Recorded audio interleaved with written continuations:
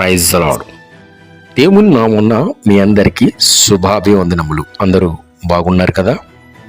ఈరోజు దేవుని వాక్యం, ఈ లోకమునైనను లోకములో ఉన్న వాటినైనను ప్రేమింపకుడి. ఎవడైనను లోకమును ప్రేమించిన యెడల తండ్రి ప్రేమ వానిలో ఉండదు. మొదటి యోహాను రాసిన పత్రిక 2వ అధ్యాయం 15వ వచనం. సహోదరి సహోదరులారా, మనము మన ఇష్టం వచ్చినట్లు జీవించకూడదు. మనము దేవుని కొరకు జీవించాలి. మన పితరులైన ఇశ్రాయేలు ప్రజల కొరకు దేవుడు ఐగుప్తు నుండి దేవుడు వాళ్ళని వేరుపరిచి నడిపించాడు. ఐగుప్తు అనగా లోకానికి సాదృశ్యం. ఈనాడు మనకి ఈ లోకం నుండి మనల్ని వేరుగా జీవించమన్నాడు. ఈ లోక ఆచారాలు, లోక తలంపుల నుంచి మనం దూరంగా ఉండాలి.